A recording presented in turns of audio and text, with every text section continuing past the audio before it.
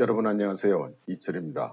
오늘은 중국의 경제를 한번 짚어보는 시간을 갖도록 하겠습니다. 먼저 최근 발표된 중국의 CPI, 그러니까 소비자 물가를 좀 확인해보죠. 9월 중국의 소비자 물가 CPI는 전년 동기 2.8% 상승했다고 합니다. 도시지역이 2.7%, 농촌이 3.1%, 그리고 식품 쪽이 8.8%, 그리고 비식량 쪽이 1.5%, 소비재가 4.3%, 서비스도 4.3% 올랐다고 합니다. 그래서 1월부터 9월까지 평균 소비자 물가는 전년 동기 대비해서 2% 정도 상승을 했다고 하는군요. 이 그래프를 보시면 중국 물가의 추세를 쉽게 알아보실 수 있습니다. 그런데 최근 중국 물가 상승에 가장 큰 영향을 주고 있는 것은 돼지고기 가격입니다. 무려 36% 상승을 했거든요. 중국 정부가 이 돼지고기 가격 상승 때문에 몇 차례에 걸쳐서 대규모로 비축 물량을 풀고 있습니다. 그럼에도 불구하고 이렇게 진정될 기미가 보이지 않고 있는 것이죠. 사실 약 3년 전쯤인가요? 아프리카 열병으로 인해서 중국의 돼지들이 많이 죽었습니다. 그때 중국 정부가 종돈을 잘 보호를 했고 이 종돈을 활용해서 돼지 숫자가 확보되도록 그렇게 정책을 피고 있고 또 유럽 쪽에서부터 돼지를 많이 수입을 했습니다. 그럼에도 불구하고 이 영향을 받지 않을 수 없었던 것으로 보이죠. 돼지고기뿐만 아니라 다른 가축, 육류 가격도 상승을 해서 16%에 다다랐다고 합니다. 그래서 이 육류의 물가 상승만으로도 이번 CPI 상승에 약 0.5% 정도의 영향을 주었다는 겁니다. 여기에다가 생과일 가격도 17.8% 상승이라는 기록적인 숫자를 보였습니다. 중국 정부는 작년과 금년에 모두 발생을 한 대규모의 수재, 그리고 가뭄, 한재, 이 영향이 비록 있기는 했어도 매우 제한적이다 이렇게 이야기를 해왔는데요. 실제로 시장에서 나타나고 있는 가격 상승을 보면 그렇게 만만한 것이 아니라는 것, 중국의 농업이 상당히 영향을 입었다는 것을 암시한다고 보겠습니다. 다른 분류의 상품들도 다음 그림에서 보시는 것처럼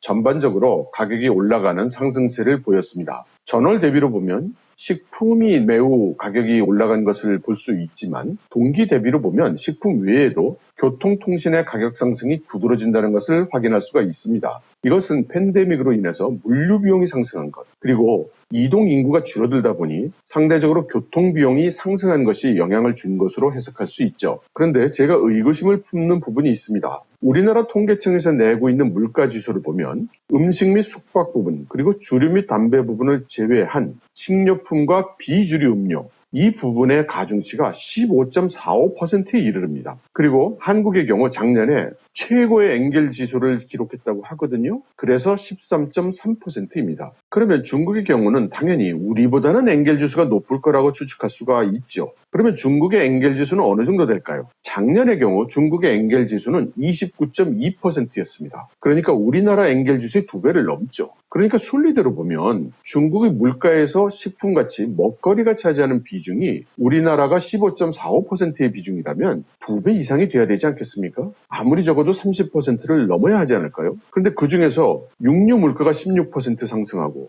돼지고기는 뭐 말할 것도 없고 과일 물가가 17.8% 상승이라면 과연 0.5% 정도 물가를 올리는 정도로 끝났을까요? 계산하기 편하게 먹거리 물가 상승률을 뭐 다른 것도 있을 테니까 15% 잡죠. 물론 밀가루나 쌀 같은 주식을 지적하시는 분이 계실 수 있는데요. 2해 동안 계속해서 농사가 엉망이었으니 이런 곡물류의 물가가 적어도 내려가지는 않았을 거라고 우리가 가정해도 잘못된 게 아닐 겁니다. 그래서 먹거리 물가 상승률을 15% 잡아보면 15%가 30% 정도는 영향을 줄 것이라고 생각해보면 4.5% 정도 물가 상승 기여를 할 것이 아니겠는가 이렇게 생각할 수 있는 거죠. 그런데 CPI 상승에 0.5%밖에 영향을 주지 않았다. 이것은 중국 국가통계국의 물가 추정 방식에 의구심을 가지게 하는 것이 아니겠습니까? 그래서 그동안 제가 중국의 국가 통계를 들어서 여러 가지 해석을 해드릴 때 어떤 분들은 중국 정부가 발표하는 국가 통계를 믿을 수 있는가? 기본적으로 너의 출발점이 잘못됐다. 이렇게 얘기하시는 분이 있는데요. 저도 그 부분을 고려해 넣고 있습니다. 저는 중국 정부가 발표하는 통계 데이터의 경우에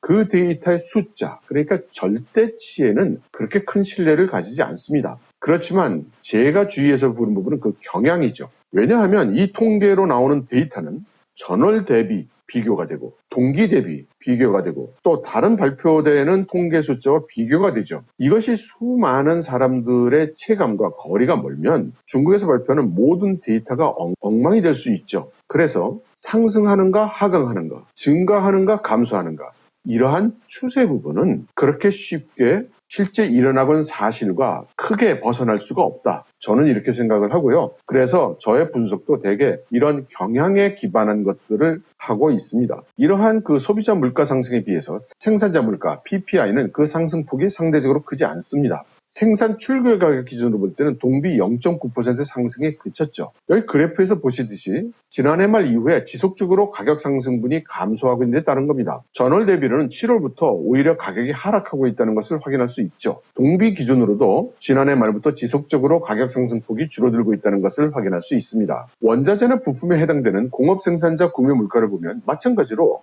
지난 7월부터 전월 대비 감소하고 있죠. 앞의 출고가하고 비교를 해보면 구매가 쪽의 상승폭은 언제나 출고가보다 높았습니다. 그렇다면 적어도 1년 이상 중국의 공업기업들은 자기들이 구매하는 가격은 올라가고 있음에도 불구하고 출고가에는 반영을 제대로 하지 못하고 있다는 의미로 해석할 수 있죠. 그리고 이것은 제가 관찰해온 시장 상황과도 대체로 일치합니다. 당연히 중국의 공업기업들의 수익성은 낮아지고 있을 겁니다. 이미 많은 수의 기업들이 공장을 중국 밖으로 이전하거나 축소 내지 폐업을 하고 있죠. 최근 중국 시장에서 들려오는 소문으로는 한국의 현대자동차가 위험하다 이런 소문이 있는 것은 물론이고 널호이, 파나소닉, 필립 그리고 타이완의 야메이티 전기 이런 대기업들이 위험하다 이런 소문이 돌고 있습니다. 애플의 생산기업으로 유명한 타이완의 폭스컴이 생산을 인도로 이전한 건 말할 것도 없겠죠. 수출 쪽을 찾아봐도 이것이 심상치 않습니다. 시진핑 주석의 3연임 여부는 물론이고 다음 5년간 중국을 이끌 새로운 지도부를 결정하는 중국 공산당 전국 대표회의가 현재 베이징에서 진행 중이죠. 그런데 중국 국가통계국이 예정돼 있던 3, 4분기 GDP 성장률을 발표하지 않아서 외신들이 주의를 하고 있습니다. 산케이의 보도에 따르면 국가통계국이 GDP 발표를 연기한다고 했고요. 그것이 아마도 시진핑 주석의 위신에 손상을 줄 수 있는 저성장 수치가 나올 수 있기 때문에 그걸 피하지 않았겠느냐 이렇게 추정을 했습니다. 그리고 그에 앞서서 14일에 중국의 하이관 종시 그러니까 우리의 세관 여기서도 14일에 예정됐던 9월 무역통계 공표를 아무 이유 없이 발표를 중단했습니다. 당연히 중국의 GDP 성장이나 수출 실적이 기대에 미치지 못했기 때문이라는 합리적 의심을 할 수 있습니다. 그리고 나서 수일 후에 중국 인민망은 금년 8월까지 중국의 서비스 무역 수출이 4조 위안에 가깝다고 전년 동기 대비 20%가 넘게 증가했다고 보도를 했습니다. 그 구체적인 내용이 이런 정도인데요. 한마디로 수출이 호조를 보였다 이런 메시지를 전달하고 있는 거죠. 그러나 제가 보기에는 이 보도는 중국 정부가 자주 사용하는 좀 부끄러운 부분은 좀 가리고 자랑스러운 부분은 좀 강조를 하는 이런 방법에 속하는 보도 같습니다. 먼저 지금 시점이면 9월의 데이터가 발표의 중심이 되어야 되는데 8월까지 데이터를 발표했죠. 이것은 8월분의 데이터를 강조할 수가 없으니까 1월에서 8월까지의 데이터로 이렇게 금년분 실적이라는 형식으로 발표를 했는데요. 이것은 중국 정부가 가장 최근의 데이터가 그렇게 썩 아름답지 않은 경우에 자주 쓰는 방법입니다. 그리고 가장 중요한 포인트는 수출 실적 자체를 발표한 게 아니라 그중에서 서비스 무역 수출 실적 부분만 발표한 점이죠. 서비스 부분만 떼내서 발표한 것은 기타 부분, 예를 들어 상품 무역 부분의 데이터가 아마도 아름답지 않았기 때문이겠죠. 그러니 우리는 중국의 9월달 경제 실적이 기대에 못 미쳤다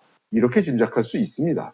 뉴욕타임즈는 중국이 올해 GDP 목표를 약 5.5% 정도로 설정을 했지만 서방의 경제학자들은 이번 3, 4기 성장률이 3%를 조금 넘는 수준일 거라고 추정하고 있다고 보도를 했습니다. 그러면서 어떻게 해서 데이터가 이렇게 나왔는지에 대해서 중국 정부의 설명이 거의 없는데 데이터의 불일치는 점점 더 명백해지고 있다. 이렇게 얘기했죠. 그러면서 뉴욕타임즈는 전문가들이 데이터 공개가 늦어지면 공식 경제 데이터에 대한 신뢰 그리고 중국 관료주의의 전문성이 손상될 수 있다고 지적을 했습니다. 이는 사실상 중국 정부에 대한 비아냥이죠. 그리고 오늘 여러분들께 아직 일천하지만 제가 최근 중국 내에서 기업활동 또 상공업을 하시는 몇몇 분들에게 부탁을 해서 중국 내에서 경제활동을 하고 계시는 한국 분들이 느끼는 체감 경기를 조사하기 시작했습니다. 간단한 설문조사인데요. 이번 10월 달에는 11분이 중국 각 지역에서 참가해 주셨습니다. 제가 이 설문조사에 이름만은 거창하게 좀 붙였습니다. 제중 한인 경기 체감 지표, Korean in China 인덱스 이렇게 지어가지고요. KICI라는 이름을 지어보았습니다. 앞으로 어떻게 될지 모르지만 저로서는 소중하게 지표로 성장시켜 나가려고 합니다. 그래서 이 영상을 보시는 분들 중에 중국 내에서 경제활동을 하고 계시면 연락을 주시기 바랍니다. 제가 이 설문에 좀 참가해 주십사 요청을 드리도록 하겠습니다. 샘플이 많아지면 보다 신뢰성 있는 그런 데이터로 작용을 할 테니까 말이죠. 아무튼 이번 설문 결과를 여러분들께 소개를 드리면 먼저 다음 달 11월 경기 전망을 묻는 질문에는 비관적으로 보는 비중이 컸습니다. 물가 전망에 대해서도 물가는 상승할 거라는 그런 응답이 많았고요. 더구나 물가가 내려갈 수 있다고 보는 사람은 한 분도 계시지 않았습니다. 그리고 중국 내에서 판매되고 있는 여러 한국 상품들, 이 한국 상품들이 다음 달에는 이달보다는 좀 판매가 나아질 것 같으냐? 이 질문에는 역시 비관적으로 보는 견해가 많았습니다. 이제는 이런 한국 상품의 판매 부진이 단순히 한한령 때문이라고만도 하지 못할 것 같습니다. 그래서 중한 관계가